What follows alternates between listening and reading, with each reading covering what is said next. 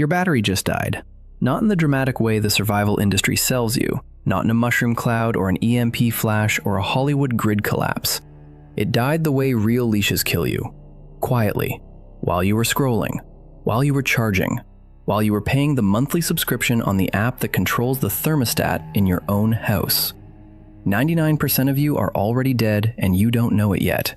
You're a node, a metered, tracked, logged, billed, throttled, softwared up to your eyeballs node in somebody else's network. And the second they decide you're inconvenient, the second the bill goes unpaid, the second your zip code gets flagged, the second a storm blinks the substation, your entire life goes dark in about 40 seconds. You think I'm being dramatic. I'm not. The Raccoon reads the filings nobody else reads. Page 47 of a DARPA report from 2019, Appendix C of a Department of Energy white paper. Buried in an NIST publication on resilient communications. 3 technologies exist that make you functionally invisible to the grid. All 3 are legal. All 3 cost less than a mid-range phone. All 3 have been systematically scrubbed from the top results of every search engine you use and buried under an avalanche of affiliate link content pushing you toward $70,000 whole home generators and Faraday bags shaped like handbags. That is not an accident. That is inventory management for the leash economy. You've been sold the wrong war. The tactical influencers want you afraid of one big event, the pulse, the collapse, the bomb, so you panic buy a trailer full of freeze-dried lasagna and a shotgun you'll never pattern. Meanwhile, your actual enemy is ambient. It's the ambient surveillance, the ambient metering, the ambient dependency that wraps around your life like a second skin. You don't need to survive a collapse. You already haven't survived the one that already happened, the collapse of your sovereignty. It happened so slowly you called it convenience. Before I hand you the 3 technologies, you need the Doctrine. Without the Doctrine, the tech is just stuff. With the Doctrine, the tech becomes a nervous system. Listen carefully. This is the principle on which everything else rests. I call it the Grid Independence Triad. 3 legs: power, communication, information. Control all 3 and they cannot turn you off. Miss one leg and the whole stool collapses, and you along with it. Power without communication is a man shouting alone in a forest. Communication without protected information is a confession forwarded to a server.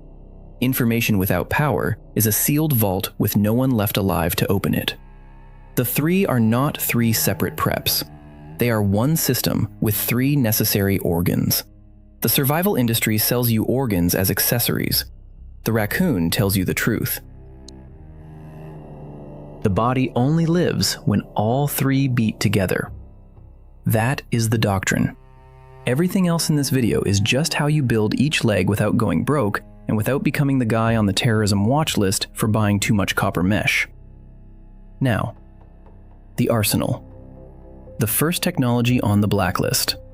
Portable solar with aerogel insulation. Listen to me closely, because the survival industry has done everything in its power to convince you that off-grid power costs $30,000, requires a roof contractor, a permit, an electrician, a battery bank the size of a refrigerator, and an app. That is the leash talking. That is the leash with its mouth full, telling you the only way to escape the leash is to buy a bigger, more expensive leash. Here's the threat. The threat is not a blackout. Blackouts are advertising. The threat is dependency itself. Dependency means that every warm meal, every refrigerated medicine, every purified glass of water, every charged phone in your house exists at the pleasure of 3 strangers you will never meet: the grid operator, the utility accountant, and the politician they donated to. When any one of those 3 gets annoyed with your zip code, you go cold. In the American Northwest in 2021, a single heat dome killed over 1,000 people in a week.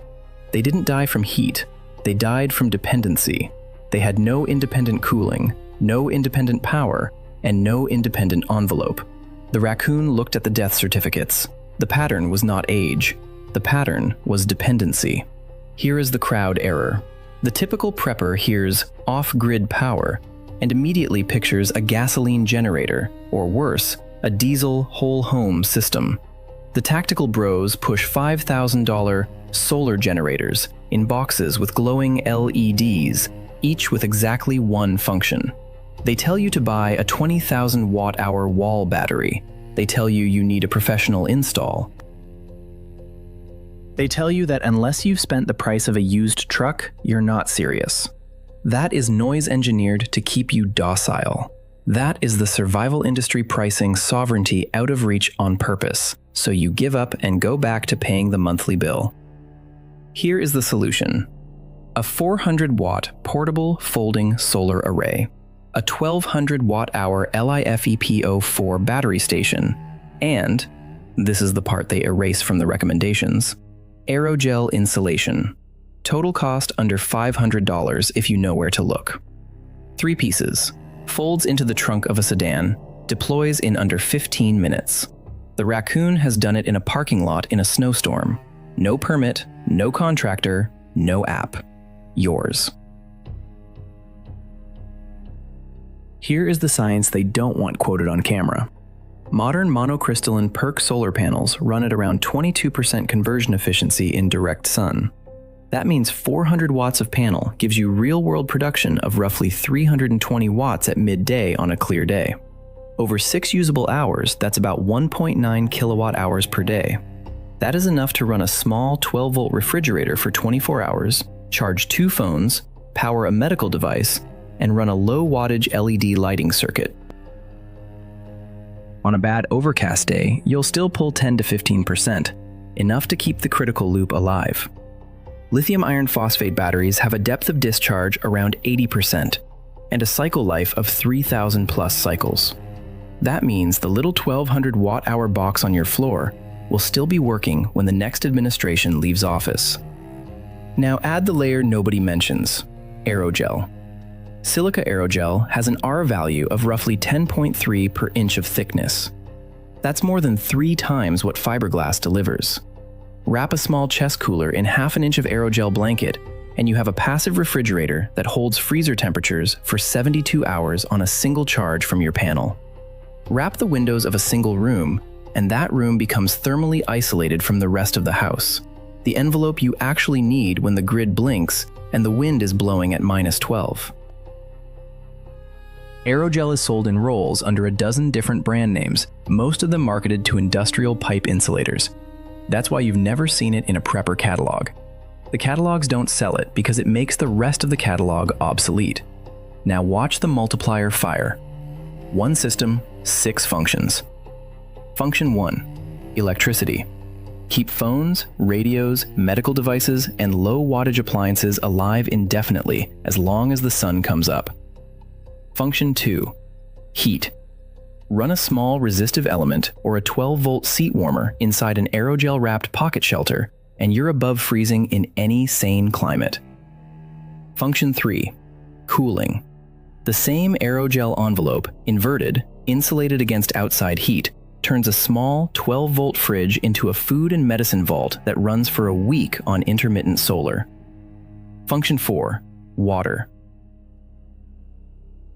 A small UVC purification pen draws watts for minutes and renders pathogens non-viable. A low-wattage distiller runs off the same battery if you need to strip heavy metals. Function 5, food preservation.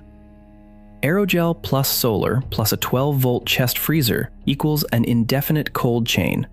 You keep insulin, antibiotics, and proteins alive through a 6-month power event. Function 6, shelter. Aerogel sheeting rigged inside tarps or over windows converts a leaky structure into a thermally sealed capsule. 1 system, 6 lifelines. Under $500. The survival industry is losing its mind that the Raccoon is telling you this. But power alone is a man shouting in a forest. You can have all the electrons in the world humming in a battery box in your basement, and if you can't reach another human being when the towers go dark, You are just a well-lit corpse waiting to happen. Which brings us to the second technology on the blacklist, the one the tactical influencers will never, ever teach you because it makes their affiliate links worthless. Meshtastic LoRa mesh networking. Say those two words in a prepper forum and watch half the room go quiet, because half the room has no idea what you just said, and the other half is furious that you said it out loud. Here is the threat. The threat is tower dependency. Every cell phone in your pocket, every __quote_2__ messenger app you trust, every emergency alert you rely on, all of it routes through cellular towers owned by 3 or 4 corporations, sitting on leased land, powered by the same grid that just failed, and monitored by agencies you will never audit. When the tower goes down, your phone is a flashlight with a camera. When the tower stays up, but the carrier decides your traffic is throttled, censored, or geofenced, your phone is a leash with a screen. Hurricane Helene, Paradise Fire, Maui. In every single case, the pattern was identical. Towers went down or got overwhelmed, and within 4 hours, the survivors were completely isolated. Not because they were far apart, because the infrastructure between them evaporated. Here is the crowd error. The prepper crowd sees this and immediately reaches for the wrong tool. They buy a Baofeng UV5R for $30. They watch one YouTube video, they fail the technician exam twice, and then they put the radio in a drawer and call themselves, quote, 3. Or worse, the tactical bros tell you to get your amateur radio license, which is a federal registration tying your real name and home address to your call sign in a public database. You just put yourself on a list to feel prepared. That is not communication. That is advertising your location to the government in Morse code. Here is the solution. A Meshtastic device running the LoRa protocol. $35 to $60 per node, depending on the build. No license required. No central server. No cell tower. No internet. No carrier. The device is the size of a deck of cards, runs on a tiny lithium battery, and transmits encrypted text messages, GPS positions, and short data packets over license-free spectrum. You hand one to your spouse, one to each child, one to each member of your pre-arranged neighborhood group. They all find each other automatically. Every node is a router. Every message hops from device to device until it reaches its destination. Take down one node, the network routes around it. Take down 10 nodes, it still works. This is the architecture the military wishes it had 20 years ago. You can buy it today for less than dinner for 2. Here is the science. LoRa stands for long range. It operates in the United States on the 915 MHz ISM band. The modulation technique is called chirp spread spectrum. The signal sweeps across a frequency range instead of sitting on one narrow channel. That makes it stupidly resistant to interference, jamming, and noise.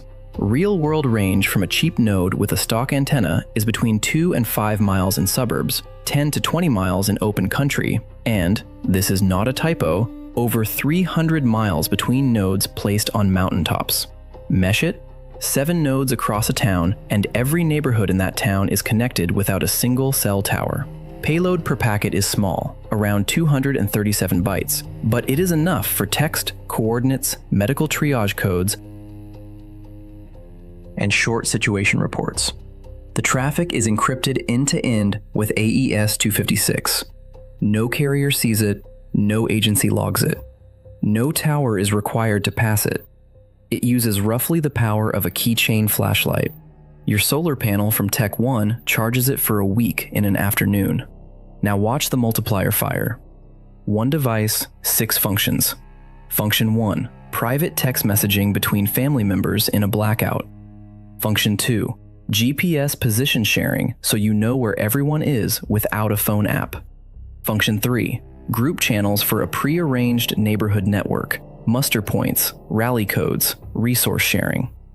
Function 4, relay node. Leave 1 device on a high point and every member in a 5-mile radius just got 3 more miles of range. Function 5, off-grid alerts. automated weather, intrusion, or sensor triggers broadcast across the mesh. Function 6. Plausible anonymity. No SIM, no IMEI tied to your name, no carrier record. Encrypted traffic on a license-free band. You are a ghost with a signal. The survival industry hates this device because you cannot upsell it. There is no premium tier. There is no subscription. There is no __quote _4 version. There is just a $40 board, a battery, an antenna, and freedom. That is why it is not on their shelves. But communication without protected information is a confession forwarded to a server. You can have all the power in the basement and every family member on the mesh, and if the information you're sending, the plans, the routes, the inventories, the medical records, is sitting on a Gmail account, a cloud drive, or an encrypted messenger owned by a corporation that just had its 4th data breach this year, then all you've done is move the leash from your neck to your paperwork. Which brings us to the 3rd technology on the blacklist, the one I promised would shock you, the one that will feel, when I describe it, like stepping through a door into a room you thought had been sealed for 100 years. Analog security. Yes, analog. Put the word "6" out of your head. I am not talking about a hobby. I am talking about a layered defensive architecture that combines a Faraday cage, an air-gapped computer, and a one-time pad cipher. Combined, these 3 tools produce a category of security that, and this is not an opinion, is mathematically unbreakable. Not __quote _7 not _quote _8 unbreakable. Proven in 1949 by Claude Shannon, the math has not changed in 75 years, and the survival industry will never, ever put this on a shelf, because you cannot monetize something that works forever with no upgrade path. Here is the threat. The threat is twofold, and the crowd only sees half of it. Half of the threat is the obvious one, an electromagnetic pulse, whether from a high-altitude nuclear detonation, a severe solar storm like the Carrington event of 1859, or a targeted directed energy weapon. Any of the 3 will fry unshielded electronics in a radius measured in hundreds or thousands of miles. Your phone is done. Your laptop is done. Your car's engine control unit is done. Your solar generator, with its fragile microinverter, also done. The other half of the threat, the one the crowd ignores because it's boring, is perpetual surveillance. Every app you use, every cloud service you trust, every __quote _10 messenger that happens to store the keys on the provider's server. All of it is a continuous, non-stop leak. Even if nobody is reading it today, it is archived somewhere, and the law that protects you today can be rewritten tomorrow in a single midnight vote. Here is the crowd error. The prepper crowd responds to the EMP side of the threat by buying a tin Faraday bag on Amazon for $19, tossing an old phone inside, and declaring victory. Most of those bags test at under 40 decibels of attenuation, which is functionally nothing against a serious pulse. For the surveillance side, the crowd downloads a private messenger app, pays the monthly fee, and congratulates itself. They trust corporate encryption. They trust app store vendors. They trust jurisdictions. Every single trust relationship in that chain is a shovel digging their own grave. Here is the solution. 3 layered tools, built correctly. First, a real Faraday cage, not a bag, a cage. A steel trash can lined with cardboard, sealed with conductive copper tape, tested with a portable radio set to AM. If the radio goes silent when the lid closes, the cage is working at roughly 60 decibels of attenuation, which is enough for most realistic EMP scenarios. Inside the cage, you keep 1 old laptop, 1 backup Meshtastic node, 1 hand crank AM/FM/shortwave radio, 1 digital multimeter, spare LED flashlights, and a pair of USB drives with critical documents. Cost: under $100 total if you shop junk shops. Second, an air-gapped computer. A 10-year-old laptop, Wi-Fi card physically removed, Bluetooth disabled in firmware, no cellular modem, no microphone, camera taped over. It never touches a network. Ever. You use it to read, write, encrypt, decrypt, store. Transfer happens only by a single dedicated USB drive, which you burn if anything weird ever happens. Third, the one-time pad. You and one trusted person each hold identical pads of truly random numbers, printed on paper, generated from a physical entropy source. To send a message, you add each number of your message to each number of the pad, modulo 26. Your contact subtracts using the same pad page, which then gets burned. Once. Used once. Destroyed. That's the whole system. Here is the science, and this is the part that will make every cryptographer watching this nod slowly and look at the floor. Claude Shannon proved in 1949 in quote 13 that a cipher with a key that is truly random, at least as long as the message, never reused and kept secret, is information theoretically unbreakable. Not quote 14, not quote 15. Unbreakable in the same way that a coin flip is unpredictable, there is no pattern in the ciphertext because the key introduced no pattern. Even an adversary with infinite computing power and 1,000 quantum computers cannot decrypt it because there is no mathematical structure to attack. For the Faraday side, the physics is Maxwell's equations from 1861. A closed conductive shell reflects and absorbs incoming electromagnetic waves with attenuation proportional to the square root of frequency times conductivity times thickness. Build the cage right, and a pulse that fries the unshielded grid passes your equipment by like weather passing a cave. For the air gap, the principle is even simpler. A computer with no radio is a computer that cannot talk. No side-channel attack has ever been demonstrated across an air gap beyond about 2 meters under laboratory conditions with pre-installed malware. In your basement, on a machine that has never connected to the internet, the air gap is total. This is century-old math and century-old physics. They cannot patch it, they cannot subpoena it, they cannot update it into a different product. Now watch the multiplier fire.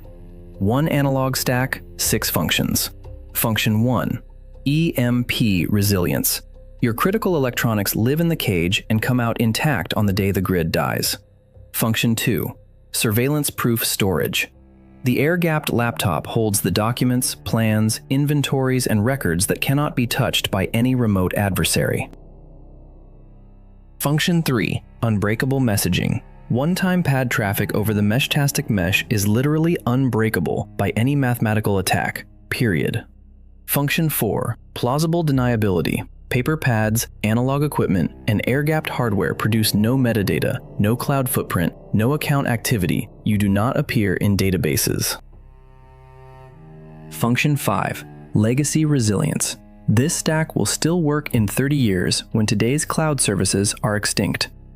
Function 6, mental discipline. Operating this stack forces you to think clearly, speak in short codes, archive only what matters. It makes you a harder target as a human, not just a harder target as a network. 3 legs. Now watch them lock.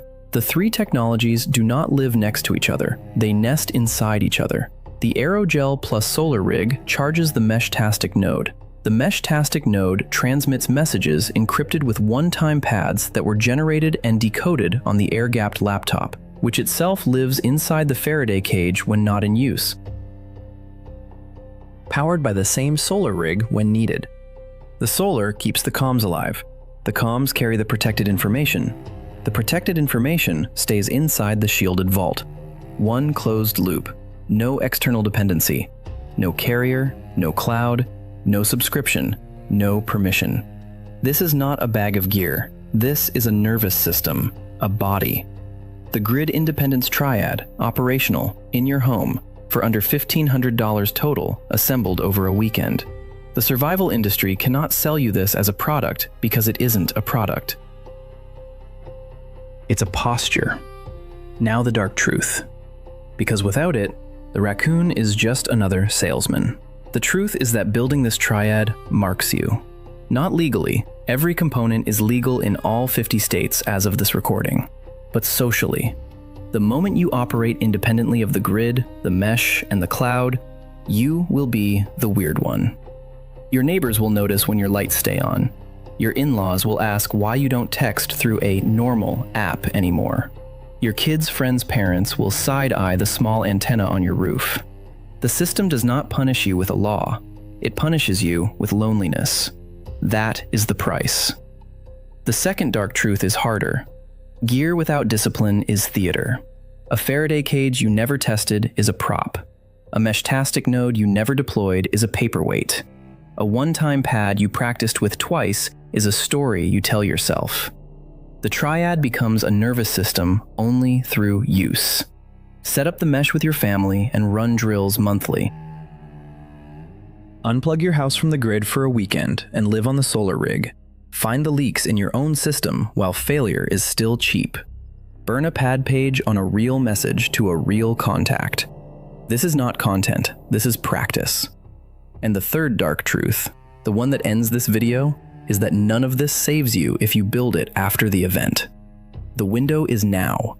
Every single person who built their triad in 2020 is living in a different reality than the person next door who will get around to it. The gap between those two people will never close again. It only widens. So here is your binary. Option 1, close this video. Tell yourself it was interesting. Go back to the leash. Keep paying the bill. Keep sending the messages through the tower. Keep storing your life in the cloud. In 3 years, when the next blackout, the next throttle, the next inventory removal, the next midnight vote arrives, you will react the way 99% of your neighbors react, with panic, with dependence, with a candle and a prayer, and you will be logged, metered, and managed through it, because that is what nodes do. Option 2. This weekend, order the solar panel, the battery station, the aerogel blanket, the Meshtastic node, and a roll of copper tape. Next weekend, build the cage. The weekend after, generate your first pad. Inside of 90 days, you will own your own nervous system. You will become the 1% that they cannot turn off. No one is coming to do this for you. The industry won't. The government won't. Your neighbors won't. The Raccoon just handed you the map. What you do with it stops being my problem in exactly 30 seconds. The grid is a leash. Cut all 3 strands. Class dismissed.